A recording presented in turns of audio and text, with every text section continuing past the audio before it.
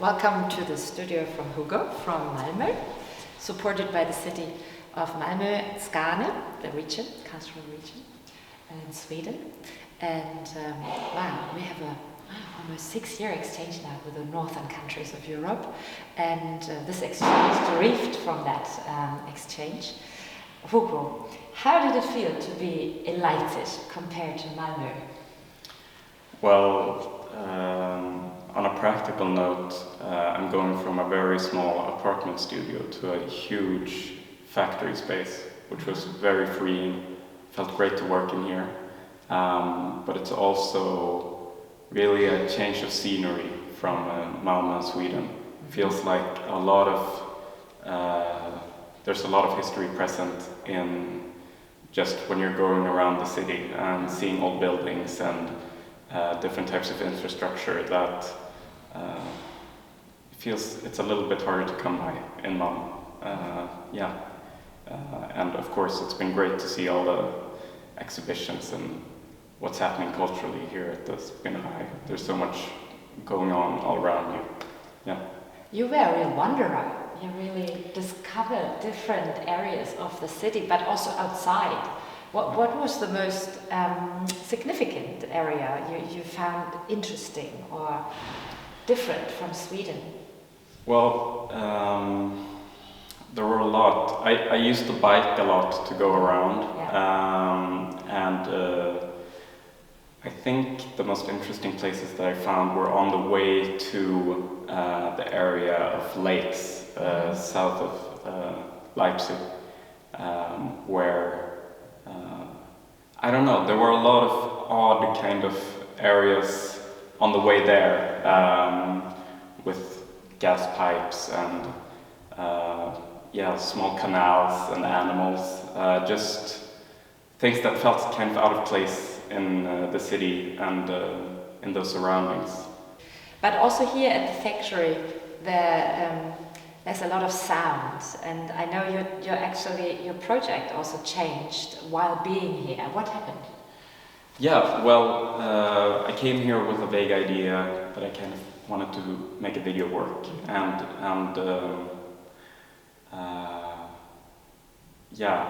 I've worked a lot with sound as an important element in my videos before, but what really got me going here was that I found this connection between the old coal mines that have been converted into lakes, and I connected that with old southern Swedish folklore around electricity, where when electricity first came to the south of Sweden, people tried to imagine what this new phenomenon was and kind of likened it to a liquid, because that was the closest comparison, I guess.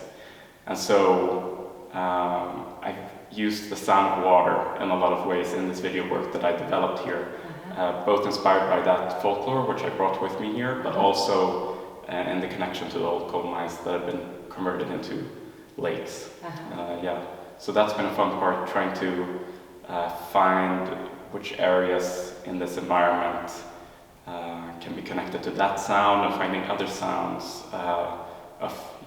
or creating them for example, the gas pipes or people biking, and trying to create a soundscape that represents Leipzig in a way.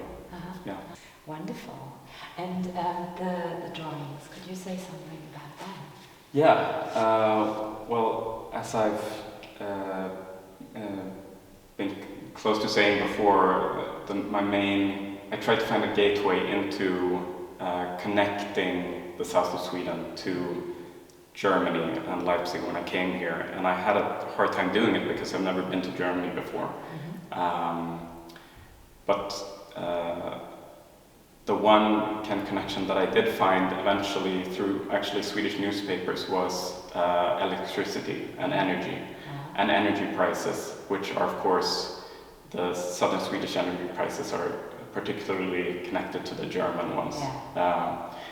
And so that was of course a gateway into the video work that we talked about before, but also into these drawings, which are inspired by or as a jumping off point, are inspired by the nuclear power plant called Barsebäck in the south of Sweden.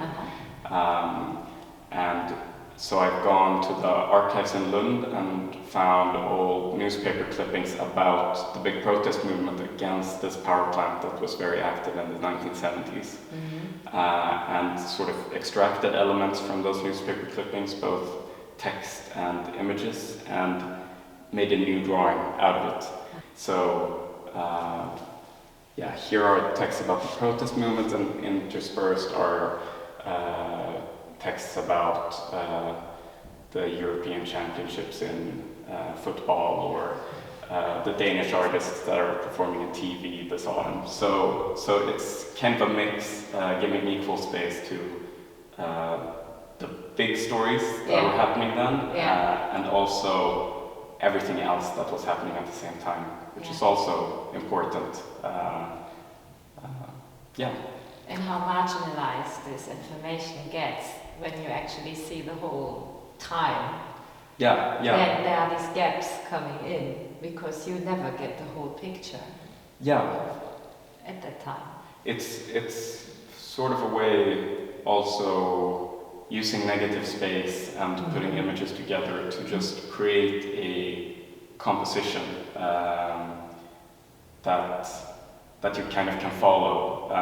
The video I made is obviously a time-based work, but I also kind of like to see this as something that you should experience from start to finish, and that is best experienced up close if you follow, kind of read the image that I've kind of been doing. One that is obviously really connected to Skåne, and one that is more connected to Leipzig, but it's been interesting talking to people here in Germany about this project in particular, because there's so much talk about the fact that the nuclear power plants in Germany have been shut down.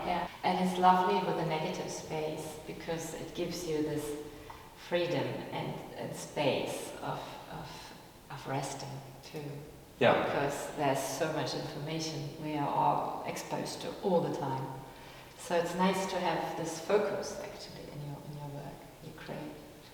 And I'm happy to hear that, because I think that's kind of what I'm going for. Lovely. So tomorrow we're going to have the Rundgang in the big opening, and I thank you so much, Hugo, for this really shared work between Skåne and Leipzig.